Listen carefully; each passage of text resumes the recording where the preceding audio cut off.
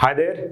So now we'll be moving forward with one of the most important parts of FRA and one of the dreaded topics again, which is income tax. ठीक है? What is deferred tax? What is deferred tax asset? What is deferred tax liability? How are they even created? ठीक है? तो हमको ये समझने के लिए सबसे पहले the fundamental concept that we need to know before we even delve deeper into income taxes, you need to understand there are two books of accounts. ठीक है, एक बुक्स ऑफ अकाउंट्स, एक फाइनेंशियल स्टेटमेंट्स बनते हैं according to different standards which are called accounting standards. ठीक है, which are IFRS और GAAP. So those are accounting financial statements and one is taxation accounting statements which are made according to the tax laws and regulations. ठीक है, तो हम उसको एक को बोलेंगे टैक्स लॉज के अकॉर्डिंग, एक को बोलेंगे स्टैंडर्ड्स के अकॉर्डिंग विच आर IFRS और GAAP. So different books have different profits. ठीक है, टैक्स लॉ के हिसाब से जो प्रॉफिट निकल के आया है उसमें हम बोलते हैं उसको टैक्सेबल इनकम. जो अकाउंटिंग प्रॉफिट निकल के आता है वो अकाउंटिंग बुक से आ रहा है, राइट. सो IFRS जो दे रहा है वो अकाउंटिंग प्रॉफिट है और टैक्स लॉ जो दे रहे हैं वो टैक्सेबल इनकम है. टैक्सेबल इनकम पे जो टैक्स कैलकुलेट हुआ है which we are liable to pay actually में, ठीक है, जितना हमको एक्चुअली में टैक्स अथॉरिटीज को देना है that is called income tax payable. ठीक है, सो टैक्स लॉज है, टैक्स लॉज से टैक्स इनकम आया और उसमें हमने जितना एक्चुअली में देना है उसको बोलते हैं income tax payable.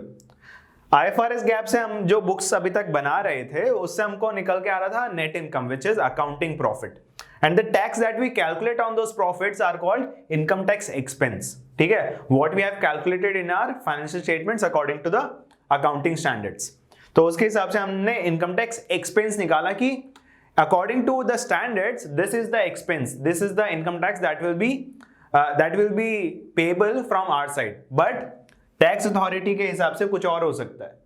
So there is more or less there is always a difference between the two.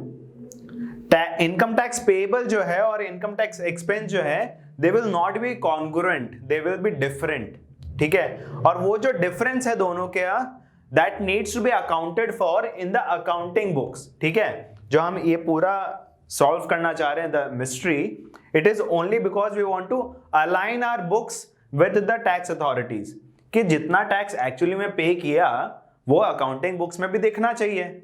So to align our books with that of tax authorities we make adjustment between the two tax which is called either DTA, deferred tax asset, or DTL which is called deferred tax liability.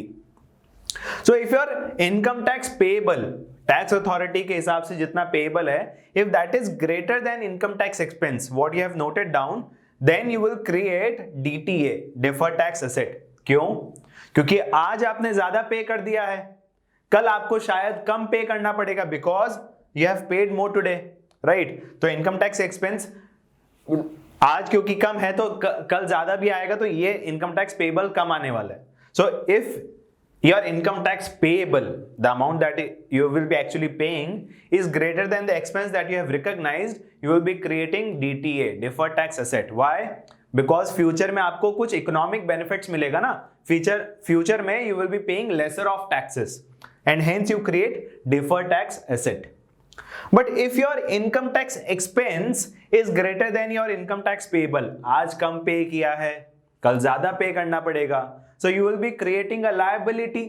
liability क्यों? क्योंकि आज हमने कम पे किया है कल हमको ज्यादा पे करना पड़ेगा. So there will be a need to create a liability which says that you will be liable to pay more in the future, which is called deferred tax liability. ठीक है, आई होप समझ में आया deferred tax asset क्या होता है, deferred tax liability क्या होता है. अलग अलग बुक्स है, अलग अलग बुक्स में अलग अलग प्रॉफिट आएंगे, अलग अलग प्रॉफिट के हिसाब से अलग अलग टैक्सेस आएंगे. सो if the income tax payable according to tax authority is greater than your income tax expense you will be creating DTA, and if your income tax expense according to the accounting profit is greater than your income tax payable according to tax authorities you will be creating deferred tax liability, right? अब एक liability तो आपने recognize कर ली है, but let's say in the future you get to know कि देखो income tax liability कब बन रहा है. इनकम टैक्स लायबिलिटी तब बन रहा है जब हमारा profit, accounting profit is more than your tax authority का प्रॉफिट। बट अगर हम फ्यूचर में हमेशा लॉस ही करने वाले हैं या हमारा टैक्स अथॉरिटी के हिसाब से कभी प्रॉफिट आने ही नहीं वाला है, you will not be able to reverse this liability, right? So if it becomes reversible, if you get to know that you will not be able to reverse this, तो हमको क्या करना चाहिए? ये डिफर्ड टैक्स लायबिलिटी को हटा दो, उतने से डिक्रीज कर दो जितने से भी आपको लग रहा है कि रिवर्स नहीं होने वाला है, एंड इंक्रीज योर इक्विटी। क्यों? क्योंकि हमने एक लायबिलिटी रिकॉग्नाइज किया था, अब वो लायबिलिटी रहा नहीं है।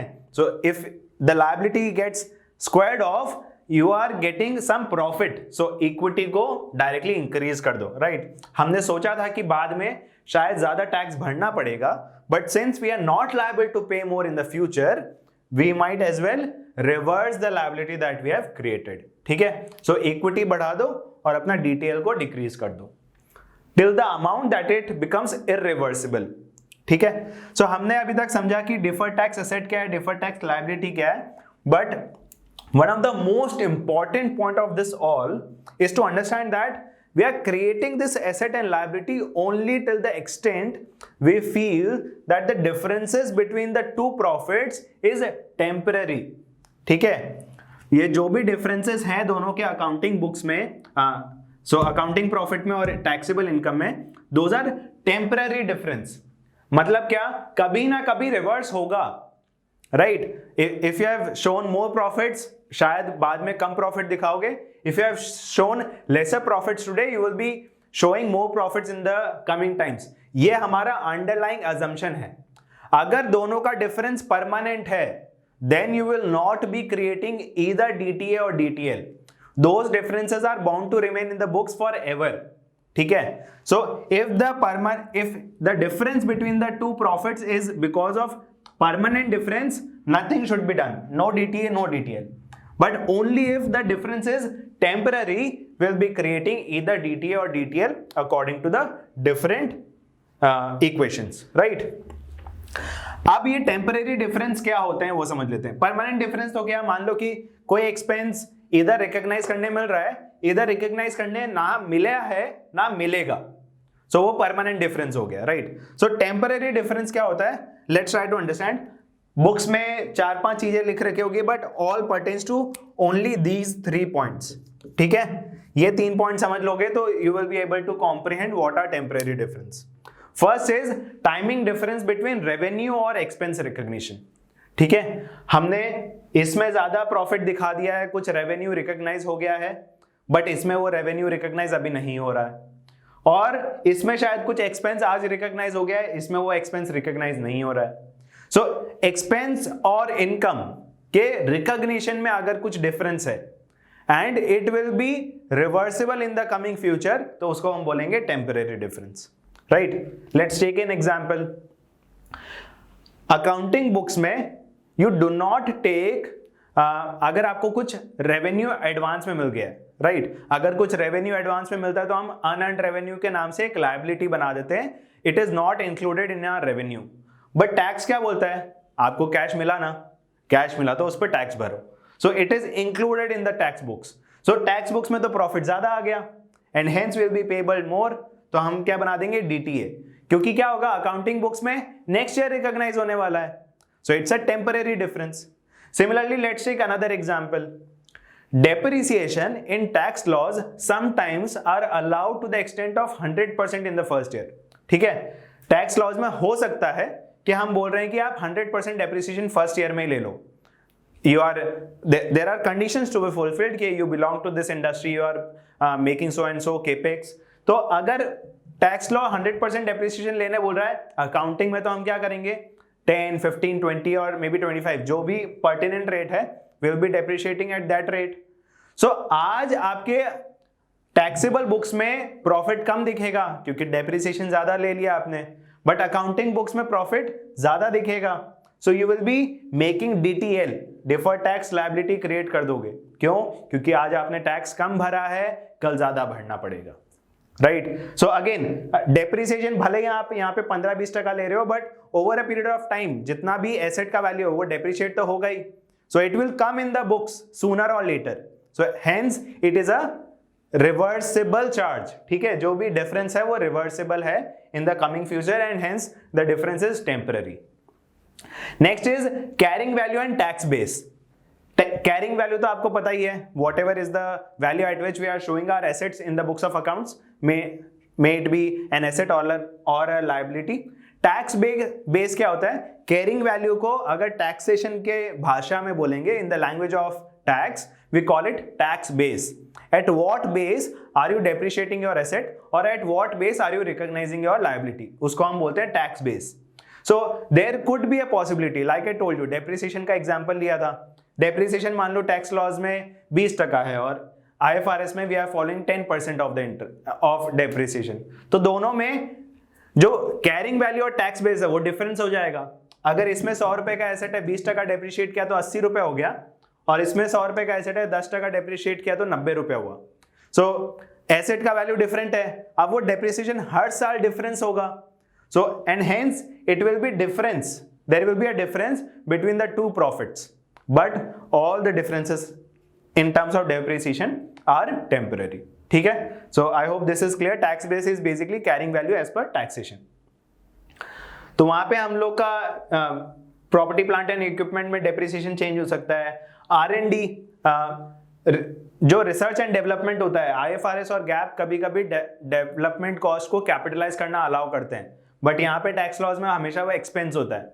तो यहाँ पे आपने कम प्रॉफिट भरा होगा, यहाँ पे ज्यादा प्रॉफिट भरा है, बट सूनर और later that asset will be depreciated, तो कभी ना कभी तो वो खर्चा जाने वाला है बुक्स में, प्रॉफिट तो कम होने ही वाला है, and hence it is a temporary difference. Accounts receivable पे जो बैड डेट्स बनाते हो, राइट, IFRS में आप प्रोविजन फॉर बैड डेट्स बना सकते हो, that I think that according to the accounts receivable I will not be receiving so and so percentage, ठीक है, मैंने कुछ प्रोविजन बना लिया कि मेरे को नहीं मिलेगा। टैक्स लॉज में no provisioning is allowed, right. आप बैड डेट्स तभी रिकॉग्नाइज करोगे जब एक्चुअली में होगा, तो जब भी होगा वो रिवर्स हो जाएगा, and hence it is a temporary difference. So carrying value में चेंजेस आ सकते हैं between the assets and liabilities, and similarly revenue और एक्सपेंस को रिकॉग्नाइज करने में डिफरेंस हो सकता है। And the last thing is tax loss carry forward. Accounting books में आपने कुछ बनाया, लॉस आ गया, ठीक है, कुछ नहीं, बट टैक्स लॉस में क्या होता है, if you have a negative profit, आप लॉस दिखा रहे हो अपने बुक्स में, that loss can be carry forward in the future, so that आपने कुछ लॉस किया था लास्ट ईयर, तो इस साल अगर प्रॉफिट कर रहे हो तो ऐसा नहीं है कि बहुत ज्यादा टैक्स भरना पड़ेगा, वो जो लास्ट ईयर का लॉस है वो आप पहले कैरी फॉरवर्ड करके सेट ऑफ कर दो, फिर जितना प्रॉफिट बचेगा उसी पे टैक्स भरना पड़ेगा। So this is allowed only under tax laws, ये तो हम अकाउंटिंग में करते ही नहीं है। So tax laws carry forward की वजह से भी there could be temporary difference, right. So these are the things that create either DTA और DTL, ठीक है। So I hope this is clear. Now will be moving forward with another session. Thank you.